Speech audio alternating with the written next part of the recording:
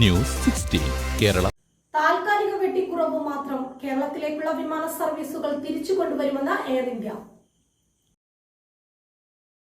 ശൈത്യകാല ഷെഡ്യൂളുകളിൽ കേരളത്തിൽ നിന്നുള്ള വിമാന സർവീസുകളിൽ താൽക്കാലിക വെട്ടിക്കുറവ് മാത്രമാണ് വരുത്തിയതെന്നും പലതും തിരിച്ചു കൊണ്ടുവരുമെന്നും എയർ ഇന്ത്യ എക്സ്പ്രസ് അധികൃതർ മുഖ്യമന്ത്രി പിണറായി വിജയന് ഉറപ്പു നൽകി. അന്താരാഷ്ട്ര സർവീസുകളുടെ എണ്ണം 231ആയും ആഭ്യന്തര സർവീസുകളുടെ എണ്ണം 245ആയും വർദ്ധിപ്പിക്കുമെന്നും വിമാന സർവീസുകളിൽ താൽക്കാലിക വെട്ടിക്കുറവാണ് വരുത്തിയതെന്നും പലതും തിരിച്ചു കൊണ്ടുവരുമെന്നും മുഖ്യമന്ത്രിയുടെ ചേംബറിൽ നടത്തിയ കൂടിക്കാഴ്ചയിൽ ഉറപ്പു നൽകി. 2025 ഒക്ടോബർ അവസാനം മുതൽ മാർച്ച് 26 വരെ നീണ്ടു നിൽക്കുന്ന ശൈത്യകാല ഷെഡ്യൂളുകളിൽ എയർ ഇന്ത്യ എക്സ്പ്രസ് കേരളത്തിൽ നിന്നുള്ള വിമാന സർവീസുകളിൽ ഗണ്യമായ കുറവ് വരുത്തിയത് മുഖ്യമന്ത്രി ചൂണ്ടിക്കാട്ടിയപ്പോഴായിരുന്നു എയർ ഇന്ത്യ അധികൃതരുടെ പ്രതികരണം. ഓണം, ക്രിസ്തുമസ്, പുതുവർഷം തുടങ്ങിയ സീസണുകളിൽ അധിക വിമാന സർവീസ് മേഖലയിൽ സർവീസ് നടത്താൻ നടപടിയെടുക്കും.